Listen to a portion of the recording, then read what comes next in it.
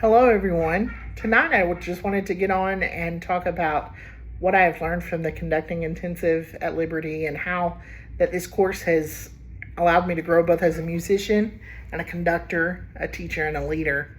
And over the course of my career, I've had the opportunity to conduct both children's chorus, uh, high school choruses, honor choirs, church choirs, community choirs, all at varying levels. And one thing that I have to say is that this conducting course showed me that every little thing that I do in front of an ensemble and even behind the scenes matter.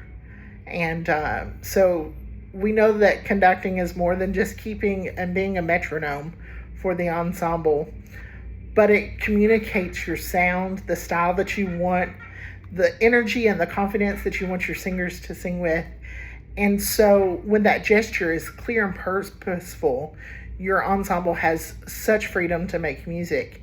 And I would say that my biggest takeaway from this course is gesture clarity. I became aware of how much information is in our face, our hands, our posture, body communication before we even sing a note. Giving the preparatory beat was often an issue for me. I would give more than necessary sometimes, just because that was what I was comfortable with. I learned that if I want a softer sound or a connected phrase, that I need to show that with not only my words, telling an ensemble that, but also showing that with my body, with that cleaner entrance, that cue, or that connected phrase. And the economy of motion that we talked about, with all the different techniques, is very important. We think sometimes that bigger is better, especially if it's a really spirited piece that we're just all into. But sometimes that can be more distracting than helpful. But sometimes a small purposeful gesture can be much more powerful because you're giving your ensemble clear information to work with. We talk about that with shaping dynamics and phrasing and the musical character of the piece. We know that large gestures do create energy, but if every gesture is large, then there's no musical contrast. Also, it helped me expand my listening skills. I had never conducted an orchestra before, so that was different for me as far as strings. But as conductors, we have to listen differently than we do when we are performing. When we were performing with the choir and the choral pieces, I was a singer, so I was listening for my part or others singing my part. But when I'm the conductor, I have to make sure that everyone is playing when they're supposed to, but also if there's something that goes wrong or I see us going a different direction than what I need us to, then I have to listen across the ensemble. We need to hear if there's a balance and blend, their intonation, vowel shaping, or even the instrument's intonation. Are they singing with the right articulation and expressing musically what I want and what the composer intended? I have to think about what needs to happen next. And that's a crazy amount of listening that takes a lot of focus and discipline. This course also reminded me that while in rehearsal, you're spending time leading and therefore are spending time as a leader. Everything you do or don't do in a rehearsal is building the culture of the room.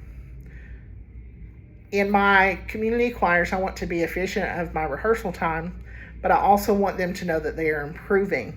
I don't want my singers to walk away from a rehearsal feeling like they are continually being corrected and that they're invited to become better musicians instead. But in order to that to happen, I have to be specific, I have to be prepared and proactive in what possibilities might come. That comes especially with score study, which is another great thing that I learned about in the conducting intensive.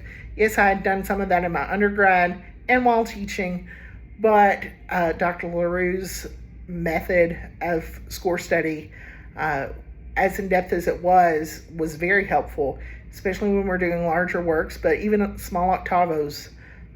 That's a great thing. Studying your score allows you to make executive decisions before you even step in front of your ensemble.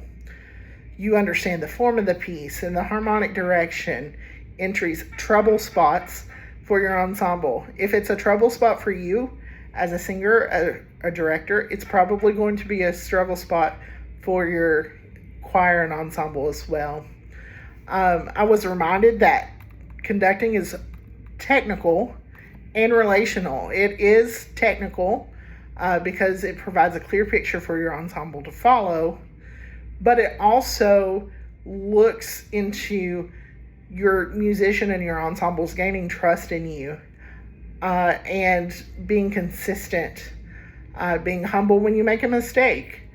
Don't be that director diva in a sense, but you want high expectations, but you want encouragement and clear instructions.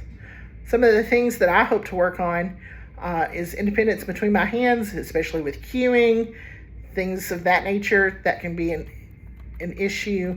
And then also just improving on my leadership skills outside of conducting to be more reflective. But this intensive was great. I couldn't have asked for a better group of colleagues to work with, nor professors. And I want to thank you all for your time during this intensive week. It was great to be at Liberty, and let us keep the flame going. Thank you.